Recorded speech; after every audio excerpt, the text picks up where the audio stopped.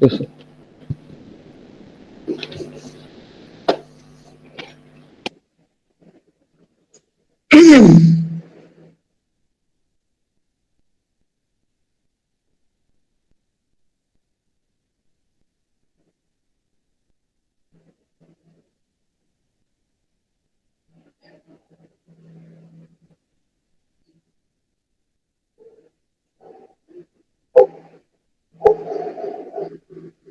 Good afternoon sir. Good afternoon. Attendance शुरू कर देते हैं। जी सर। समृद्धि, समृद्धि इसको शेयर कर देते हैं, अच्छा रहेगा।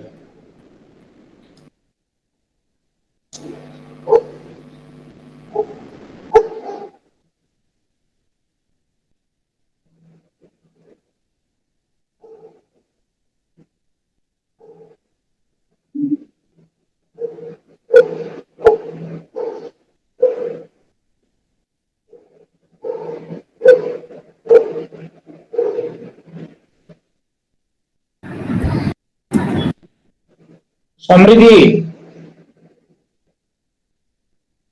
सत्य, Yes, sir. Satyavrat Sahu, Present, sir. Gaurav, present sir. Nayak, Present, sir. Sayan, quick, Sayan, Present, Shivam, present, sir. Sion. Sion, sir, present. Shivam sir वो आ रहा है सर अभी। आ रहा है, आया तो नहीं है ना। Shubham, present sir. Simran, Present, sir. Saubhagya, Present, sir. Shubhranshu, present sir. Sudipta, Sudipta Jana, Supriya, Present, sir. Supradeep, present sir. Utkarsh, Utkarsh, present sir. Present. Vaishnavi, Present, sir. Vinita, Vinita Ranjan, Ajay, yes sir. Amish, present sir. Amish, Amish Singh, present sir. Ankit, Amish है, Ankit, present sir. Ankit Senapati, Present, sir. Anurag Das, Present, sir. Anushka Shruti, Anushka Shruti, Anvay, Present, sir. Arpit, present sir. Aryan, Yes, sir. Ashish, present sir. Ashutosh, Present, sir. Ayushi, Present, sir. Vibhu Kalyani, Present, sir. Chaman, Present, sir. Pritish, present sir. Chetna, Present, sir. Chhavi, Present, sir. Harsh, present sir. Ritik, Present, sir. Ritik, Present, sir. Ritesh, Present, sir. Kartika, present sir. Kaustubh, present sir. Kunal, present sir. Neel, present sir. Pallavi, Pallavi, Pratyush, present sir. Premchandra, present sir. Priyam, Priyam, Priyesh, Present, sir. Ranajay, Present, sir. Raviraj, present sir. Rishabh, Rishabh Chakraborty, Rishabh Prasad, present sir. Ritika Singh, Present, sir. Ritika, Samudranil, Present, sir. Subhrajit, Sarvajit, Present, sir. Satvik, present sir. Satyam, present sir. Swami, Present, sir. Sayani, Present, sir. Shant, Present, sir. Shashi, present sir. Shubham Pal, Present, sir. Shubham Pal है, Present, sir. Okay, Siddhant, present sir. Soham, Present, sir. Somendu, Saurin, present sir. Shubham Das, Sir, he left the university. University. Shubhra, Present, sir. Suprasad, Present, sir. Supratim, Present, sir. Sucharita, Present, sir. Sushri, Present, sir. Riyas, Present, sir. Harish, Present, sir. Utkal, Present, sir. Vivesh, Present, sir. रिटंकर, रिटंकर, अंचल, Present, sir. अमन, Present, sir. Present, sir. दीपंजन, Present, sir. Abhijit, अभिजीतानंद, Present, sir. आदर्श, Present, sir. आकाश, Present, sir. अनंत, Present, sir. Ananya Chaudhary, Ananya Chaudhary, Present, Ananya Singh, present, sir. अंकित शरण, Present, sir. Anika Singh, Present, sir. Arnav Amitabh, Present, sir. आर्य, Present, sir. Aryaman, Present, sir. प्रखर, Present, sir. Aryan, Present, sir. आशीष, Present, sir. Vaishnavi, Present, sir. Bhavya, Present, sir. अभिजीतानंद, Sir, present. नहीं है, रितंकर, Sir, हैं हम बोले 2 बार. Present, sir. कौन 849. कौन बोला है? Sir, अभिजीत आनंद 854. तेरा आवाज तो बहुत दिमाग सुनाई दे रहा है। 849. Sir. एक तो लेट में ज्वाइन करता है, 2 में No, sir, हम बोले present आप मार्क नहीं किए हैं. अभी ठीक ठाक सुनाई दे रहा है। ये आवाज कहाँ था? Sir, मैं present ऋषभ बोला हूँ. चक्रवर्ती नहीं है, Sir. PM Ghoshal, Yes, sir, present. तुम लेट में आ रहे हो। पल्लवी कुमारी, लेट हो. Present, sir.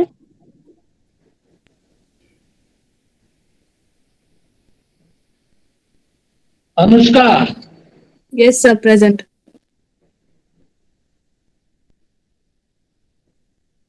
विनीता रंजन,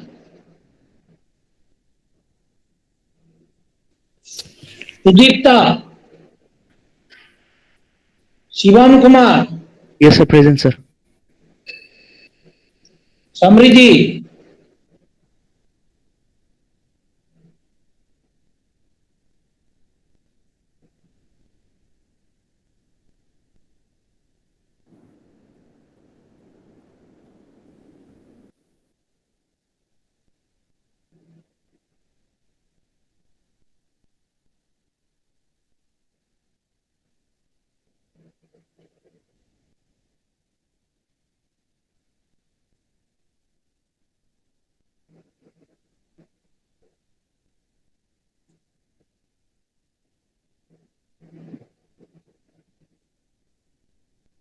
विनीता तो अभी ज्वाइन किया क्या? Yes, sir. यस सर, 1 घंटे के बाद ज्वाइन कर रहा है।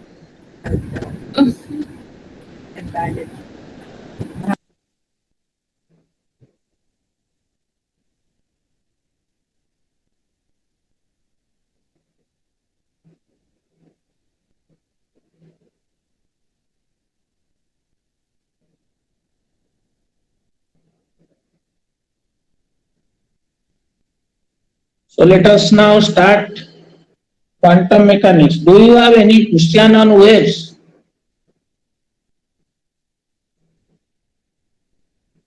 Anyone wants to ask any question on waves?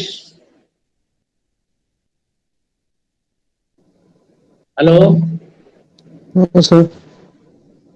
Wave का कोई क्वेश्चन है क्या? No, sir. No, sir. Very good. अगर आप ठीक से समझे हो वेव को तो हम क्वांटम मैकेनिक्स को आज शुरू कर रहे हैं। Yes, sir.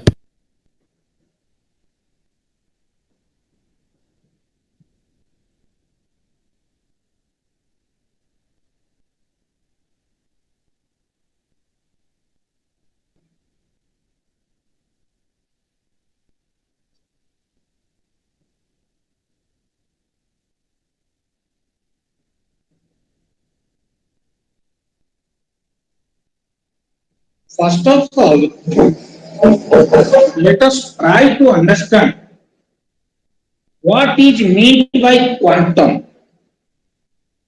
ये क्वांटम टर्म का मतलब क्या है? तो बोल पाएगा क्वांटम क्या होता है?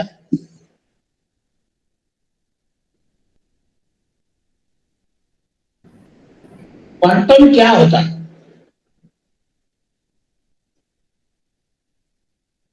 अरे क्या बात है आप लोग? Sir, very small. Maybe. Yes yes बोलो। Sir, very small. Maybe at atomic or subatomic level. Quantum means आप बोल रहे हो very small. Maybe atomic or subatomic level.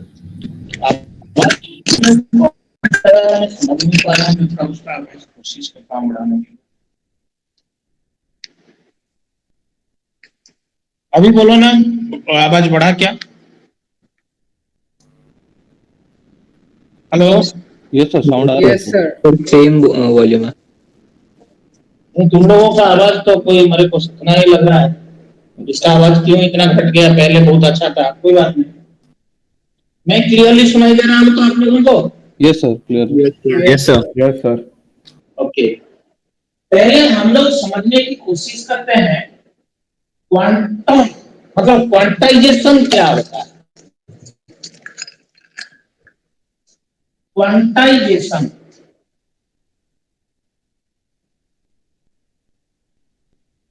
इसका मतलब क्या होता है? क्वांटाइजेशन किसका होता है? कौन है रे अभी फोन किया?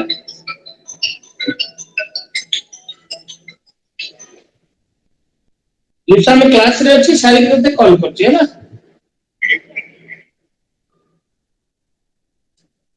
क्वांटाइजेशन किसका होता है ये तो सुने होंगे आप लोग।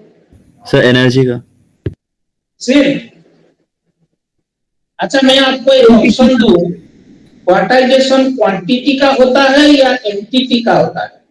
Entity. एंटिटी। एंटिटी का क्वांटाइजेशन होता है। एनर्जी क्या एंटिटी है?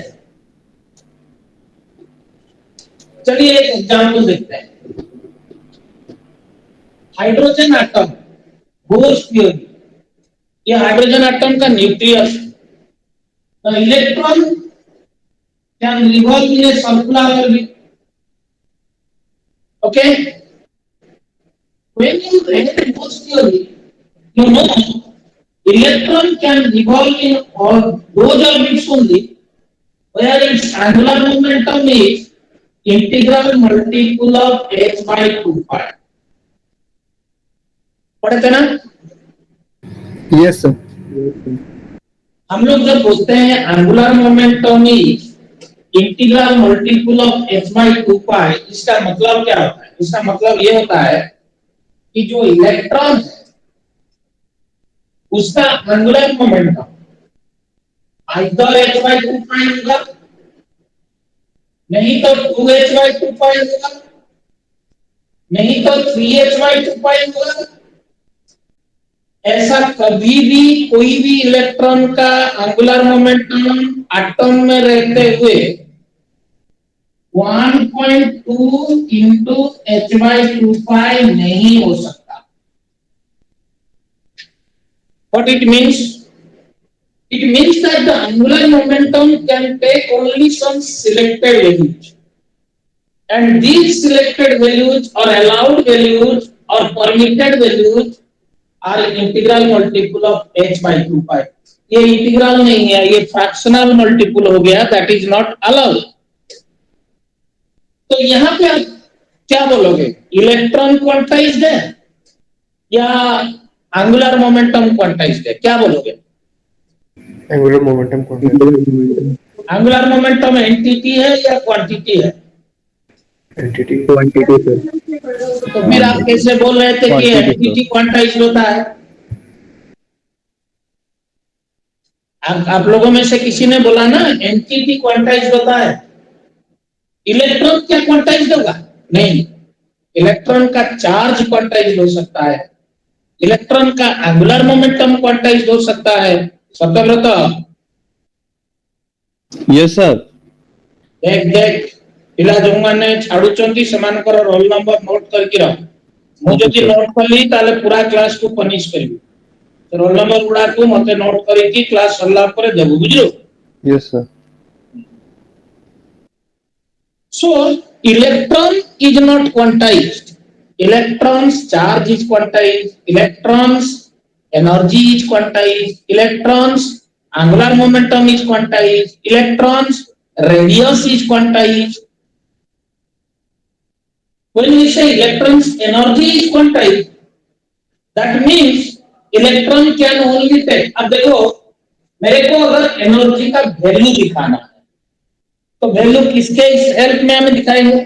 एक रियल नंबर के वैल्यू, एक रियल नंबर को यूज करके हम लोग एनर्जी का वैल्यू दिखाएंगे। मैं बोलूंगा मेरे पास 50.32 जूल एनर्जी है, तो 50.32 तो एक रियल नंबर, और real number, positive real number, zero से शुरू करके इनफाइनाइट तक infinite number of real numbers होता है।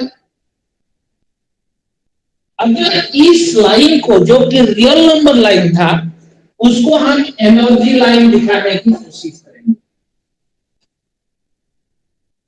एनर्जी लाइन मतलब हम क्या करेंगे, इलेक्ट्रॉन का एनर्जी जो जो वैल्यू हो सकता है, जो अलाउड वैल्यू है, वही रियल नंबर वैल्यू जिस जिस पॉइंट को लोकेट कर रहे हैं उस पॉइंट को सिर्फ दिखाएंगे, बाकी पॉइंट को छोड़ देंगे। हाइड्रोजन एटम अगर हम देखें तो in first orbit electron can be -13.6 electron volt, in second orbit its energy is -3.4 electron volt, in third orbit its energy is -1.51 electron volt। अगर मैं एनर्जी को इस लाइन के ऊपर दिखाऊं और ये -13.6 इलेक्ट्रॉन वोल्ट हो, ये -3.4 इलेक्ट्रॉन वोल्ट हो, इसका मतलब -13.6 से -3.4 के बीच में जितना सारे रियल नंबर आप सोच सकते हो, उतना वैल्यू का एनर्जी पोजेस करने वाला इलेक्ट्रॉन कभी भी हाइड्रोजन एटम में नहीं दिखेगा। उसको अगर इस इलेक्ट्रॉन को हाइड्रोजन एटम में रहना है तो उसका एनर्जी -13.6 इलेक्ट्रॉन वोल्ट होना चाहिए, otherwise it should be -3.4, otherwise it should be -1.51 and so on। Then what you say, the energy of the electron can take some specific values separated by gaps, or the electron can take energy value any। What you will say? It will take only some selected values separated by forbidden gaps। Forbidden gap means what? Forbid means what? मना कर देना। That means electron cannot have an energy between -13.6 to 3.4। So the electron is denied, the electron is forbidden to possess any energy between -13.6 to -3.4। Then the allowed energy with which electron can remain inside the hydrogen atom are some selected values separated by gaps। So in one line we say the energy value of the electron, allowed energy value of the electron are sharply defined। हम ये नहीं बोल रहे हैं, हम ये नहीं बोल रहे हैं कि इलेक्ट्रॉन का एनर्जी कितना होगा, -10 इलेक्ट्रॉन वोल्ट से शुरू करके -7 इलेक्ट्रॉन वोल्ट तक कुछ भी है। अगर ऐसा बोलता ना तो ये एक रेंज हो जाता। हम इलेक्ट्रॉन का एनर्जी वैल्यू एक रेंज के अंदर नहीं बोल रहे, शार्प वैल्यू बोल रहे हैं। और ये शार्प वैल्यू जो है वो सेपरेटेड बाय गैप से, फॉरबिडन गैप। इसी चीज को बोलते हैं allowed energy values are discrete and sharp। discrete मतलब छोट छोट, sharp मतलब exactly defined। there is no ambiguity। you are not saying that the energy value can be anything in between this to that, no, it has a sharply defined value। is it clear? ये बात समझ में आया या नहीं? Yes sir। Yes, sir. जब भी कोई क्वांटिटी किसी सिस्टम के लिए, यहाँ पे सिस्टम है इलेक्ट्रॉन, क्वांटिटी है एंगुलर मोमेंटम, नहीं तो क्वांटिटी है एनर्जी, नहीं तो क्वांटिटी है रेडियस। जब कोई भी सिस्टम का कोई भी एक quantity sharp and discrete values को ही परमिट करके लेता है, एनी वैल्यू नहीं चुनेगा एक इंटरवल से, एक रेंज से, तो हम लोग बोलते हैं वो क्वांटिटी क्वांटाइज्ड है। So a quantity is said to be quantized when the value of the quantity can have, for a system can have some specific discrete values separated by gaps. जब भी कोई क्वांटिटी एक system का quantized होता है ना, हम लोग बोलते हैं वो सिस्टम क्वांटम सिस्टम है।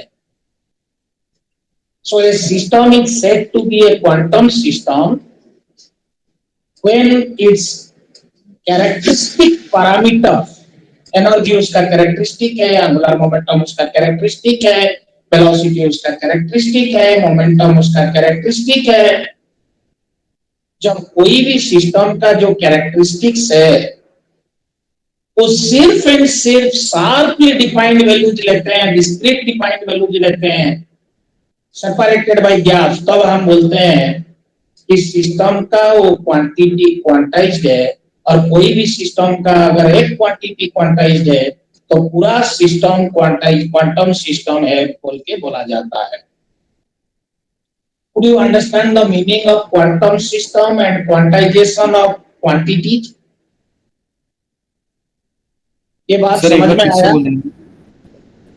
अगर किसी भी सिस्टम का कोई भी एक quantity sharply defined discrete values ही एडमिट करता है तो उस क्वांटिटी को हम लोग बोलते हैं कि ये क्वांटाइज्ड क्वांटिटी है। जैसे इलेक्ट्रॉन की केस में, हाइड्रोजन एटम में angular momentum is quantized, energy is quantized, radius is quantized, क्योंकि ये एक्सेप्ट करता है only some sharply defined values separated by forbidden gaps. Could you understand this? Yes, sir. Yes.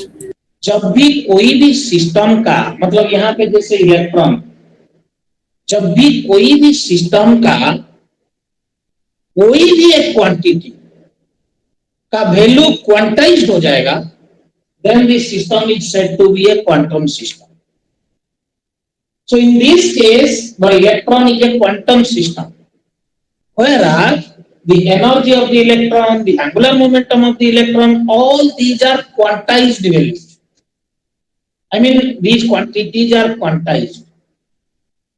Quantum mechanics में हम लोग उस system के बारे में डील करते हैं जो सिस्टम का कोई ना कोई एक क्वांटिटी क्वांटम हो जाता है, मतलब क्वांटाइज्ड हो जाता है। वैसे तो तुम 11th क्लास से पढ़ के आ रहे हो कोई भी बॉडी का चार्ज क्वांटाइज्ड, लेकिन चार्ज जो क्वांटाइज्ड होता है ना, सबसे छोटा यूनिट ऑफ क्वांटम वो 1.6 into 10 to the power -19 coulomb होता है, जो कि बहुत ही छोटा होता है। आप लोग पढ़े थे microscopically charge is quantized but macroscopically charge is not quantized. Large MU का चार्ज लिया जाए तो उसमें इतने सारे क्वांटम रहता है कि हमको लगता है, जैसे आपको किसी ने एक ग्लास पानी दे दिया, 1 glass ऑफ वाटर, आपको किसी ने पूछेगा इस वाटर में मास डिस्ट्रीब्यूशन कंटिन्यूअस है या डिस्क्रीट है, आप ऑब्वियसली बोलोगे mass distribution is continuous 1 glass पानी में। लेकिन आप सोचो, आप खाली आंख में देख रहे हो, there are no gaps within water, everything is filled up by water. पर ठीक है सिचुएशन, सोचो तुमको एक ऐसा माइक्रोस्कोप दिया जाएगा जिस माइक्रोस्कोप में आप वाटर मॉलिक्यूल को देख सकते हो, तो क्या दिखेगा? वो glass of water, water molecules separated by gaps. तभी आपको अगर पूछा जाएगा क्या मास डिस्ट्रीब्यूशन कंटिन्यूअस है, आपको क्या दिख रहा है? आप क्या बोलोगे? No, mass distribution is not continuous, it is discrete because masses are distributed at some places separated by gaps. So अगर माइक्रोस्कोपिक साइज पे आप जाओ तो मास डिस्ट्रीब्यूशन कोई भी मैटर का एक्चुअली क्वांटाइज्ड होता है। मैं ये बोलना चाहता हूं कि जब आप बड़ा बड़ा सिस्टम लेते हो, उनका बिहेवियर, उनका रिस्पॉन्स, वो सब कंटिन्यूअस लगता है। एक क्रिकेट बॉल का काइनेटिक एनर्जी मापने के लिए मेरे को बोला गया, तो मैं बोलूंगा that can be any value in between 0 to infinite. मैं कुछ स्पेसिफिक डिस्क्रीट वैल्यू नहीं बोलूंगा। उस केस में क्यों नहीं बोलूंगा?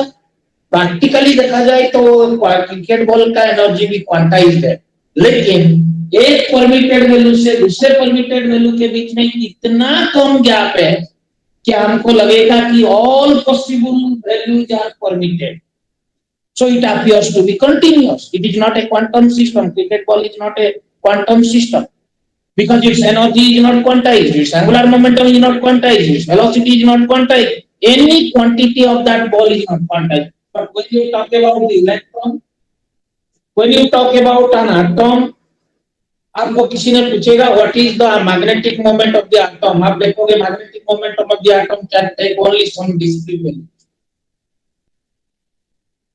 So whenever you go to very small size systems, yes. Sir, you told that practically cricket ball is quantized. Sir, how means practically it's quantized? आप अगर क्रिकेट बॉल को कुछ काइनेटिक एनर्जी दिए, अगर आप 10 to the power -30 -40 तक उसका energy major कर पा रहे हो इन जूल, तो आप देखोगे कि क्रिकेट बॉल का एनर्जी कुछ स्पेसिफिक वैल्यूज ले रहा है, separated by very very small gaps. अब देखो, आप सोचो, एक विजुअलाइज करो एक चीज को। मैं एक इंटरेस्टिंग बात आपको बोल रहा हूं, उसको विजुअलाइज करने की कोशिश करो। पास में होते तो दिखा देते।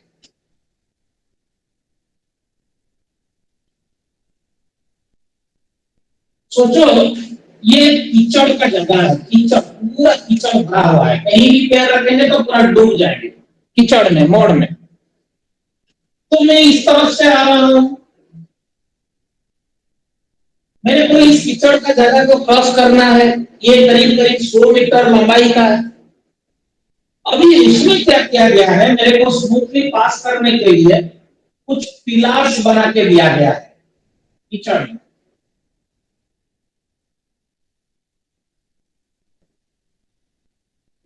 और मैं पैर अगर पिलर में रहता हूं तो रखता हूं तो मैं से इधर रखता हूं तो अंदर जाऊंगा। और अगर ये पिलर के बीच में, पिलर के बीच में इतना डिस्टेंस है कि मैं उसको जंप नहीं कर पाऊंगा, तो मैं क्या बोलूंगा? मैं जिस पिलर में ऊपर खड़ा हूं, उस पिलर का पोजीशन को हम चेंज नहीं कर सकते। That is not allowed. There only I am stationary, there only I am set. Now अगर हम इस पिलर से उस पिलर तक जंप कर पाते हैं, सोचो ये पिलर का डिस्टेंस 2 फीट है, तो हम आराम से यहां से यहां, यहां से यहां, यहां से यहां करके चले जाएंगे। बीच वाला पोजीशन में हम पैर नहीं रखेंगे। So the allowed positions for the feet are sharply defined, separated by forbidden gaps. Then position is quantized. Now think of the situation. Suppose ये जो पिलर की बीच में गैप है, वो only 6 इंच का है, और 2 पिलर के बीच में गैप 6 इंच है। वो गैप भी हमको दिखेगा, लेकिन हम आराम से यहां से यहां, यहां से यहां, यहां से यहां कंफर्टेबली जा पाएंगे विथ लेस एफर्ट। लेकिन सोचो ये गैप 1 मिलीमीटर है ओनली, यहां से यहां तक 1 मिलीमीटर, यहां से यहां तक 1 मिलीमीटर, यहां से वहां तक 1 मिलीमीटर। तब मेरा पैर का साइज की तुलना में पिलर के बीच में गैप इतना छोटा है कि मैं चलते हुए आंख बंद करके भी कहीं भी पैर रखूं तो पैर कभी भी फॉरबिडन जगह पे नहीं जाएगा। मेरे को लगेगा कि मेरा position, allowed position are continuous anywhere practically, लेकिन pillars are separated by millimeter gaps. So if you look at the kinetic energy of a cricket ball, the possible allowed values that the cricket ball kinetic energy can have are separated by so small gaps that those sizes of the gaps is very small in comparison to the kinetic energy of the cricket ball itself. पैर के size तुलना में जैसे ये gap बहुत छोटा है, इसीलिए आपको नहीं लग रहा है कि आप डिस्क्रीट पोजीशन पे जा रहे हो। इसी तरह अगर kinetic energy of the cricket ball is very very large in comparison to the not allowed valued sizes of the kinetic energy, what you will say? You will say that the kinetic energy of the cricket ball is allowed to be continuous any value. जैसे आप जब एक glass से दूसरे glass में पानी डालते हो, क्या करते हो? एक एक करके वाटर मॉलिक्यूल, एक वाटर मॉलिक्यूल डाले, दूसरा वाटर मॉलिक्यूल डाले, इस तरह डालते हो या कंटिन्यूअसली डालते हो? क्या करते हो? Continuously sir. कंटिन्यूअसली डालते हो, लेकिन प्रैक्टिकली तो वाटर डिस्क्रीट है ना। Yes, एक वाटर मॉलिक्यूल दूसरे वाटर मॉलिक्यूल से कुछ दूरी पे है। Yes, sir. तो अगर आपके पास माइक्रोस्कोप होता जिसमें वो डालते हुए आप देख पाते, तो आपको लगता कि वो वाटर मॉलिक्यूल्स डिस्क्रीटली गिर रहे हैं। Yes, sir. But practically they appear to be continuous because of the macro size. So at the macro level, everything appears to be continuous, but practically we know, we understand they are not continuous. They are separated by not allowed values. That's why the quantities in their case are also quantized. That is what I intended to say. But जब हम लोग electron की case में चले जाते हैं ना, electron का जितना एनर्जी अपना होता है, एक अलाउड से दूसरे अलाउड एनर्जी पे जाने के लिए जो गैप होता है, वो गैप का साइज उतना या उससे बड़ा भी होता है।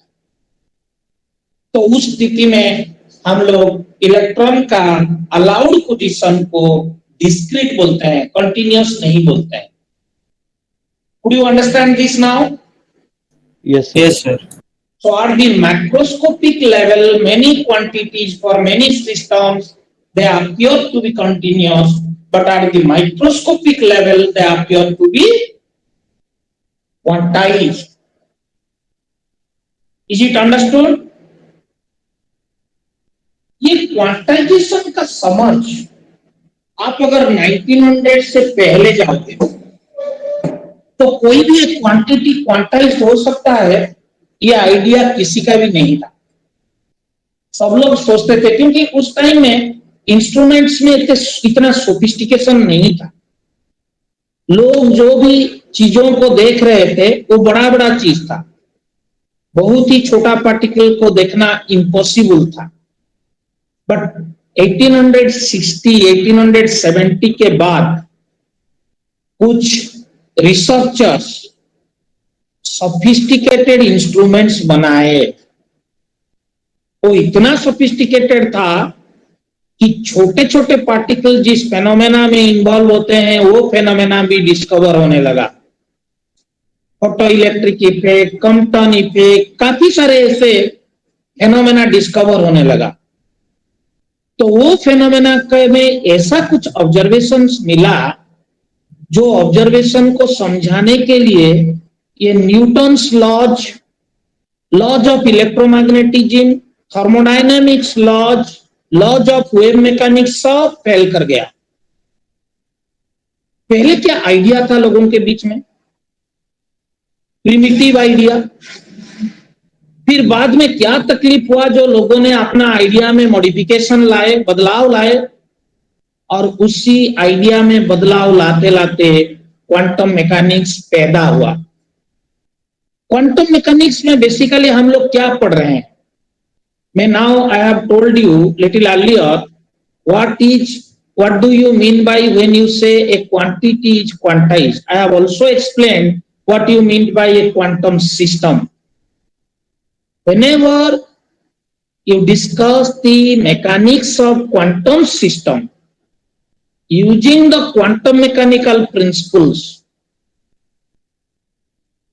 whenever you discuss the mechanics or dynamics of a quantum system, for example, suppose you want to understand the dynamics of electron in an atom.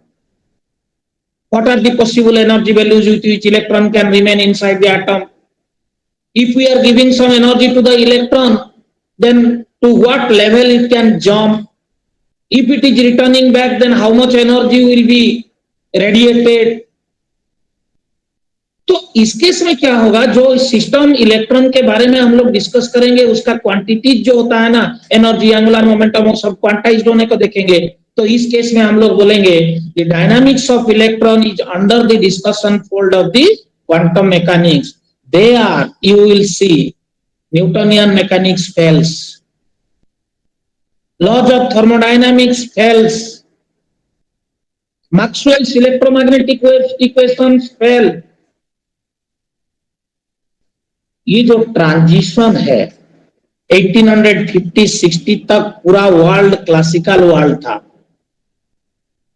1900 में पहले बार क्वांटम आइडिया को दुनिया को बताया गया. मैक्स प्लैंक बताया एक सेमिनार में, एक आइडिया दिया जिसमें वो पहले क्वांटाइजेशन जो चीज होता है उसको समझाने की कोशिश किया.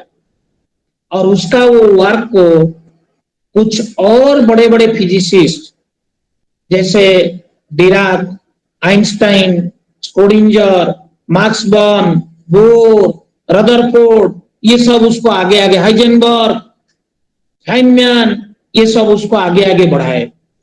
और क्वांटम मैकेनिक्स बाय 1930 तक एक फुल फ्लेज्ड साइंस के रूप में पैदा हो गया. लेकिन उस टाइम तक आप ये मत सोचना कि क्वांटम मैकेनिक्स में तो क्लासिकल मैकेनिक्स का प्रिंसिपल एप्लीकेबल नहीं होता है, तो फिर क्वांटम मैकेनिक्स आने के बाद शायद क्लासिकल मैकेनिक्स जो न्यूटनियन मैकेनिक्स है वो यूजलेस है. No, classical mechanics you can, classical principles, classical laws like Newtonian's laws, laws of thermodynamics, etc., you can apply to understand the dynamics or mechanics of the systems who are macro in size, bigger in size, like cricket ball motion you want to discuss. But suppose you want to discuss the phenomena involving very small particles like electron, proton, neutron, atom, molecule, you have to apply then Newtonian mechanics, the classical mechanics else, and you have to apply the quantum mechanics. बाद में 1940 तक ये भी prove करके देखा गया कि अगर क्वांटम मैकेनिक्स का लॉज को एक क्रिकेट बॉल के लिए अप्लाई किया जाए तो क्या रिजल्ट निकलेगा. देखा गया कि रिजल्ट वही निकला जो न्यूटोनियन मैकेनिक्स या न्यूटन्स लॉज बोल रहे थे उसके बारे में. तो ये समझ में लोगों को आ गया कि न्यूटन्स लॉज को हम एक इलेक्ट्रॉन के लिए अप्लाई नहीं कर सकते, लेकिन क्वांटम लॉज को हम लोग अगर बड़े बड़े बॉडी के लिए अप्लाई करेंगे, whatever conclusions we will have same as that of the classical laws. और क्लासिकल लॉज को समझना, याद करना, अप्लाई करना इजियर है. इसीलिए क्योंकि in the bigger limit, macro limit, quantum mechanics coincides with, और मतलब quantum mechanics tallies with the classical mechanics. That's why classical mechanics is still now having its importance. तो ये सब बात को ठीक से समझाने के लिए मैं तुम्हारे सामने मेरा जो मटेरियल है क्वांटम मैकेनिक्स वाला, जो ये हम डिपार्टमेंट लेवल पे हम ही बनाए हैं एक्चुअली, उसको मैं उसी को तुम्हारे सामने ला रहा हूँ, शेयर कर रहा हूँ. हम ही बनाए हैं उसको. क्वांटम मैकेनिक्स का आधा हिस्सा का जो अपलोड करेंगे उसको हम ही बनाए हैं. बाकी आधा हिस्सा जिस टीचर के दायित्व में था वो अभी तक बना के नहीं दिए.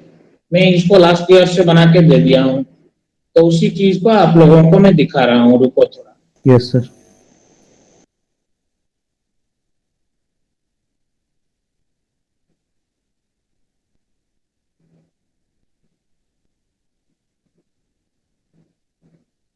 अरे कहाँ गया रे क्वांटम मैकेनिक्स.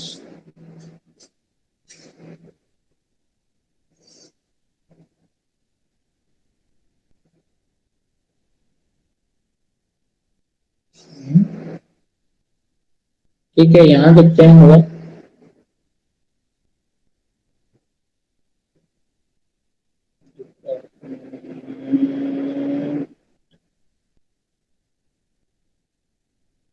क्वांटम मैकेनिक्स कहाँ आ गया?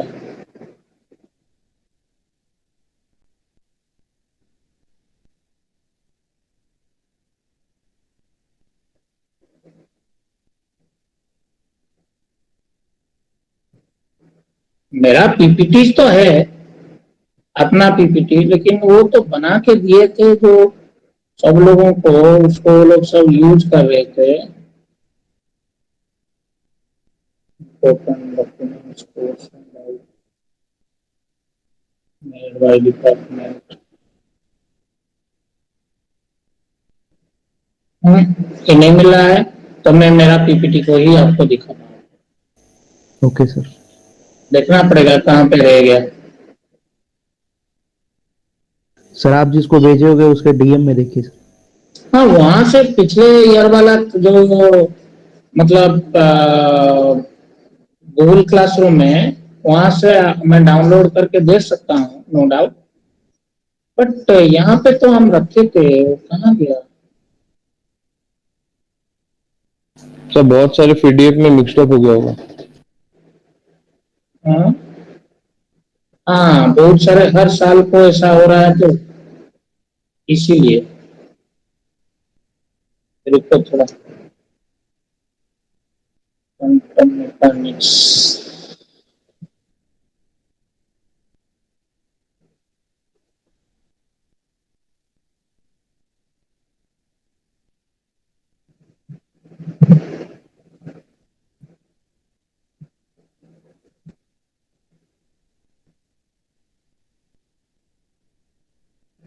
पीपीटी खुलने में बहुत टाइम लगता है। ये पीपीटी मेरा वाला है, इसी को ही दिखाते हैं।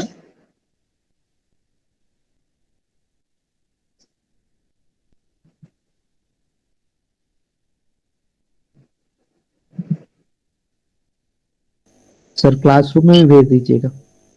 नहीं, वो भेज देंगे, मैं ढूंढ के भेज दूंगा। ये आया? यस सर आया। ये मैं नॉर्मली पढ़ाता हूँ इसी पीपीटी को, और इसी से ही वो नोट बना के सभी लोगों को दिया था डिपार्टमेंट लेवल पे, उसको भी ढूंढ के दे दूंगा। What is meant by quantum or quantization? Charge acquire, exchange is quantized. Angular momentum, spin angular momentum of an electron in an atom is quantized. Magnetic moment of electron is quantized. Exchange energy between radiation and electron in photoelectric effect is quantized. Mass of 100 gram of water in container appears to be continuously distributed, but at microscopic level it is quantized. जो अभी हम discuss कर रहे थे। So every macro phenomena which appears to be continuous is microscopically quantized. तो ये brief जो history है क्वांटम मैकेनिक्स कैसे पैदा हुआ। 19th सेंचुरी का एंड आते आते, 19th सेंचुरी का एंड मतलब आप लोग समझ लो 1890 1895, तब तक ना जो फिजिसिस्ट लोग फंडामेंटल लॉज ऑफ नेचर को पूरा डिस्कवर कर दिए थे, वो लोग देखे थे कि Newtonian laws, Maxwell's electromagnetic equations, Fresnel's या हाइजेंस वेव थ्योरी और थर्मोडायनेमिक्स का लॉज, ये सब मिलके दुनिया का कोई भी सिस्टम का फेनोमेना को आराम से समझा देंगे। अच्छा, सिस्टम का फेनोमेना को समझाना मतलब सोचो, क्रिकेट बॉल का अभी का वेलोसिटी, अभी का एनर्जी पता है, और फ्यूचर में 5 सेकंड के बाद उसका वेलोसिटी क्या होगा, पोजीशन क्या होगा, काइनेटिक एनर्जी क्या होगा, हमको निकालना है। तो जैसे मैं पहले से बताया था, वो आता है इक्वेशन ऑफ मोशन से। और इक्वेशन ऑफ मोशन कैसे आता है? न्यूटन्स लॉ को सॉल्व करके न्यूटन्स लॉ देता है second order differential equation. Oscillation में इस बात को देखे थे। तो प्रैक्टिकली अब देखो तो न्यूटनियन लॉज, मोशन रिलेटेड सभी फेनोमेना को समझा देता है। कोई भी फेनोमेना में what will be the future event, what was the past event, you can easily obtain if you have the idea about present event. Similarly, if you go to thermodynamic phenomena, There also laws of thermodynamics along with Newtonian mechanics can explain all thermodynamic phenomena. So what was the conclusion? People thought that whatever fundamental laws that the nature has constructed for physical phenomena to occur, दुनिया में जितने सारे natural phenomena है वो natural phenomena कौन सा law को मान के बीतेंगे घटेंगे, ये लॉज को नेचर ने तय करता है। इसीलिए तो साइंस में हम लोग नेचुरल लॉज के बारे में पढ़ते हैं। तो वो लॉज को जितना सारे नेचर तय किया है कोई भी फेनोमेना का, नेचुरल फेनोमेना को कंट्रोल करने के लिए, वो सभी डिस्कवर हो गया है। ऐसा एक सोच 1890 तक साइंटिफिक कम्युनिटी के बीच में आ गया। सब लोग सोचे कि all the fundamental laws of nature has been already discovered, none else law is to be discovered, कोई दूसरा लॉ नहीं है बाकी डिस्कवर करने के लिए। और जितने सारे फंडामेंटल लॉ जो डिस्कवर किए थे ना, सभी को एक सेट में रख के उसी को वो लोग क्लासिकल लॉज का सेट बोलते थे, जिसमें Newtonian laws, thermodynamics laws, Fresnel wave theory का जो लॉज है, हाइजेंस प्रिंसिपल वगैरह वगैरह, और मैक्सवेल्स इलेक्ट्रोमैग्नेटिक थ्योरी, सब लॉज वहीं पे उसी सेट पे था। और उसी सेट ऑफ लॉज को वो लोग क्लासिकल लॉज बोलते थे। कोई भी सिस्टम का जो डायनामिक्स है, कोई भी सिस्टम जिस फेनोमेना में इन्वॉल्व होता है, अगर आप उस सिस्टम का फेनोमेना को इस लॉज को यूज करके, क्लासिकल लॉज को यूज करके समझा देते हो, तो आप बोलते हो कि वो सिस्टम एक क्लासिकल सिस्टम है। मतलब आप क्लासिकल मैकेनिक्स पढ़ रहे हो, मतलब क्लासिकल फिजिक्स पढ़ रहे हो। सो क्लासिकल मैकेनिक्स और classical physics basically deals with understanding of the natural phenomena using the classical laws of physics. So what are the classical laws of physics?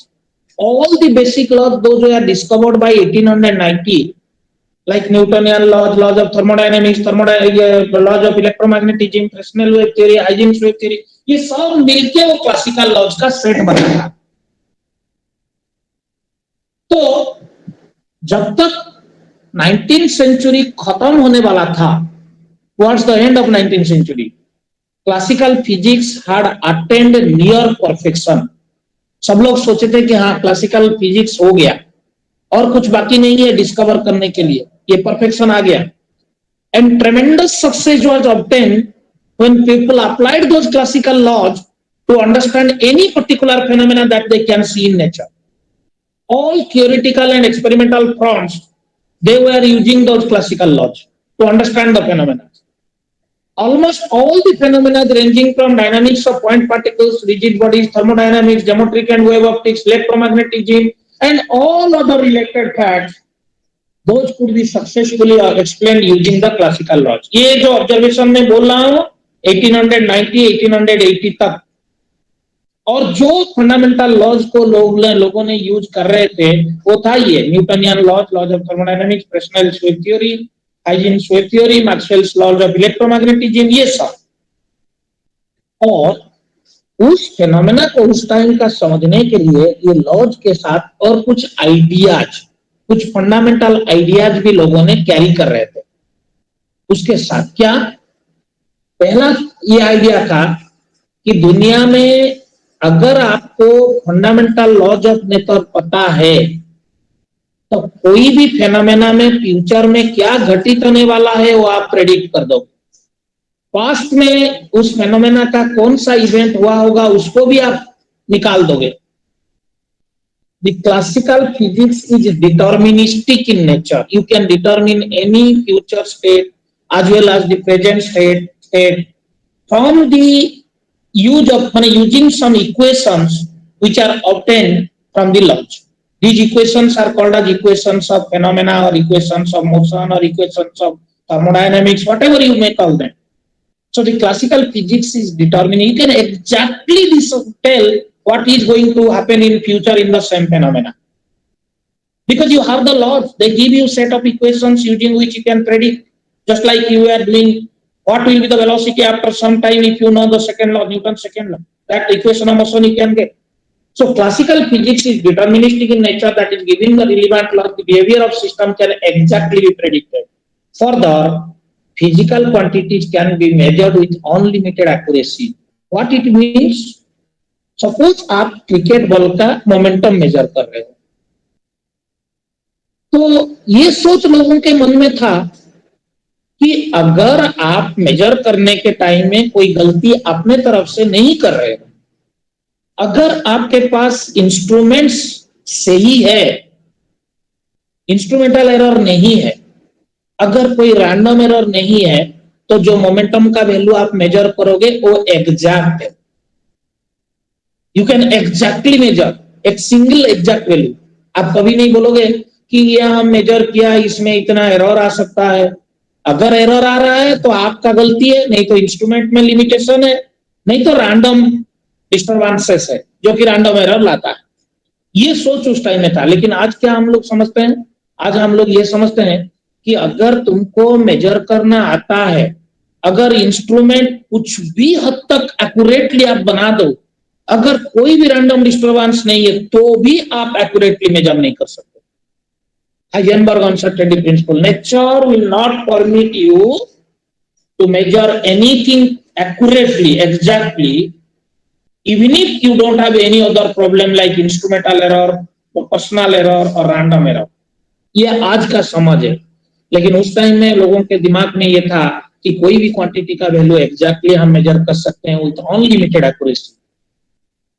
सो पहला आइडिया ये था कि अगर क्लासिकल लॉज पता है तो सिस्टम का फ्यूचर पास्ट कोई भी स्टेट को हम लोग आराम से निकाल देंगे और कोई भी फिजिकल क्वांटिटी का वैल्यू हम लोग एग्जैक्टली मेजर कर पाएंगे. अगर इंस्ट्रूमेंट सही है, हमको मेजर करना आता है, रैंडम एरर नहीं है. तो इसके साथ और एक सोच था कि जो फिजिकल क्वांटिटी का वैल्यू हम मेजर कर रहे हैं वो कुछ भी वैल्यू 0 से इनफाइनाइट के बीच में ले सकता है. हम अभी देखें कि इलेक्ट्रॉन का एनर्जी कुछ भी नहीं हो सकता, कुछ सिलेक्टेड वैल्यूज ही होगा. ये समझ लोगों को उस टाइम में 1890 में नहीं था. तो लोग सोचते थे कि कोई भी क्वांटिटी, कोई भी एंटिटी, कोई भी क्वांटिटी का वैल्यू कुछ भी अमाउंट पोजेस कर सकता है. उसको मना नहीं है कि तू ये अमाउंट पोजेस नहीं करेगा, वो अमाउंट पोजेस करेगा, ऐसा नहीं है. ये सोच उस टाइम में था. और उस टाइम में और एक सोच था कि दुनिया पूरा जो बना है, दो तरह का एंटिटी को लेके बना है. एक तरह का एंटिटी जिसका मास है उसको मैटर बोला जाता है. दूसरा तरह का एंटिटी जिसका मास नहीं है, वेवलेंथ है, फ्रीक्वेंसी है, उसको वेव बोला जाता है. तो ये तीन तरह का सोच, दुनिया दो तरह का एंटिटी को लेके बना है. कोई भी फिजिकल क्वांटिटी का वैल्यू कुछ भी हो सकता है कंटिन्यूअस इंटरवल से. फिजिकल क्वांटिटीज को आप लोग अनलिमिटेड एक्यूरेसी में मेजर कर सकते हो और जो लहज अभी तक निकल गया है उसको यूज करके कोई भी सिस्टम का फ्यूचर स्टेट, पास्ट स्टेट आप इजीली निकाल सकते हो. तो ये आइडियाज, ये सोच और दो लॉज, जो लॉज को ऊपर में लिस्ट किया गया है, ये सब मिला के लोगों ने सोच रहे थे कि कंप्लीट साइंस बन गया. Now only thing you have to apply this to different phenomena. लेकिन उसी टाइम में इंस्ट्रूमेंट्स में सोफिस्टिकेशन आने के बाद कुछ ऑब्जर्वेशन, कुछ एक्सपेरिमेंट में आया. उनमें से एक energy distribution in spectrum of black body radiation, photo electric effect का कुछ ऑब्जर्वेशन, क्रॉम्पटन इफेक्ट का कुछ ऑब्जर्वेशन. जब इलेक्ट्रॉन हायर ऑर्बिट से लोअर ऑर्बिट में आता है तो स्पेक्ट्रम छोड़ता है. ये स्पेक्ट्रम क्यों निकल रहा है, क्यों स्पेसिफिक वेवलेंथ वाला स्पेक्ट्रम निकल रहा है, इलेक्ट्रॉन न्यूक्लियस के चारों तरफ घूमते हुए स्टेबल क्यों नहीं है, अनस्टेबल क्यों नहीं है, इतना स्टेबल कैसे है, specific heat of solids temperature के साथ क्यों बहुत जल्दी गिर जाता है लो टेम्परेचर जोन में. तो इस तरह का कुछ ऑब्जर्वेशन एक्सपेरिमेंट में दिखाई दिया. और जब ये ऑब्जर्वेशन को समझाने के लिए क्लासिकल लॉज और क्लासिकल आइडियाज का एप्लीकेशन हुआ तो लोगों ने सक्सेसफुली उस फेनोमेना का ऑब्जर्वेशन को एक्सप्लेन नहीं कर पाए. ये सफल होने के बाद साइंटिफिक कम्युनिटी में डिबेट्स शुरू हो गया. बहुत सारे मतलब कॉन्फ्रेंसेस में, बहुत सारे सेमिनार में फिजिसिस्ट लोग बैठ के उसके ऊपर डिबेट किए कि क्यों ये लॉज इस फेनोमेना का ऑब्जर्वेशन को समझा नहीं पा रहा है, कौन सा लॉज अभी बाकी रह गया है। तभी फैराडे आया, ये प्लैंक आया और ये जो ब्लैक बॉडी रेडिएशन में जो अनएक्सप्लेन्ड चीज था उसको समझा दिया। उसको समझाने के लिए वो कुछ असम्पशंस लिया, उसी असम्पशन के अंदर वो एक बात इंट्रोड्यूस किया था कि ऑसिलेटर का एनर्जी क्वांटाइज्ड होगा, कुछ स्पेसिफिक वैल्यू लेगा, कोई भी वैल्यू नहीं ले सकता, जो कि पहले वाला आइडिया को कॉन्ट्राडिक्ट कर रहा था। कोई भी सिस्टम का कुछ भी चीज कुछ भी वैल्यू हो सकता है, ये वाला नहीं, ऑसिलेटर का एनर्जी क्वांटाइज्ड होना पड़ेगा। जब 1900 जुलाई में ये बोला, लोगों ने उसको गाली दिए, बोले तू जो बोल रहा है उसको प्रूव करके दिखा। उसका थियोरेटिकल बैकग्राउंड करके आया सितंबर में, फिर भी लोगों ने उसको काफी अपोज किए। बट जो कुछ दूसरे फिजिसिस्ट थे, आइंस्टाइन जैसा, वो लोग इसको बात को अप्रिशिएट किए और इस आइडिया को वो लोग दूसरे जगह पे अप्लाई किए, फोटो इलेक्ट्रिक इफेक्ट में अप्लाई किए, कॉम्पटन इफेक्ट में अप्लाई किए, एक्सप्लेनेशन माने स्टेबिलिटी ऑफ एटम को समझाने के लिए अप्लाई किए। ट्रेमेंडस सक्सेस मिला। तभी क्वांटिटीज कैन बी क्वांटाइज्ड, ये जो फिजिकल क्वांटिटीज है ये क्वांटाइज्ड हो सकते हैं। इस चीज को लोगों ने आहिस्ता आहिस्ता एक्सेप्ट किए और क्वांटम मैकेनिक्स का पैदा हुआ। ठीक है सर, टाइम हो गया सर। किसका? भोजन का सर। भोजन का किसका टाइम हो गया? भोजन का सर लंच टाइम सर, फिर 3 बजे से 6 बजे तक भोजन plan ग्रहण मेरे लॉन्च भेजो, तो मेरे लिए लॉन्च भेजो। मेरे लिए लॉन्च नहीं है मतलब मैं पढ़ाते जाऊंगा। सर एड्रेस भेजिए सर, अभी भेज एड्रेस भेजो, जोमेटो कर देते हैं। जोमेटो कर दोगे? अच्छा, यस सर। जोमेटो में कैश जो ऑन खाना डिलीवरी आता है सर। ना, कैश ऑन डिलीवरी में सर। जोमेटो में जो खाना आता है ना वो हम देखे हैं। नो सर, अच्छा आता है सर सर। अच्छा आता है सर, अच्छा रेस्टोरेंट से चूज करेगा तो अच्छा आता कैश है। ऑन डिलीवरी में डोमिनोज से कर देंगे। तो जुलाई सर्विस करवा देता है। सर आपके लिए लेमन ट्री से, सर आपके लिए आएगा लेमन मेरे ट्री से साथ, मैं खाना लेके मंगाएंगे। जाऊंगा। जोमेटो खाना कहाँ से आता है दिखा दूंगा। सर आपके लिए लेमन ट्री से खाना मंगा देंगे सर। ठीक है सर, डोमिनोज से कर देंगे। चल bye bye. Thank you thank you sir. Thank you sir. Sir thank you sir. Last date sir mid sem तक है ना सर? कल असाइनमेंट सर अरे सुन, मैं तो अपना दूम दबा के चुपचाप बैठा था। हाँ तुम लोग दूम को क्यों हाथ लगा रहे हो? फालतू में जिसने लगाया उसको गाली दो, क्योंकि मैं कल तक असाइनमेंट ले रहा हूँ। सर सर अरे सर,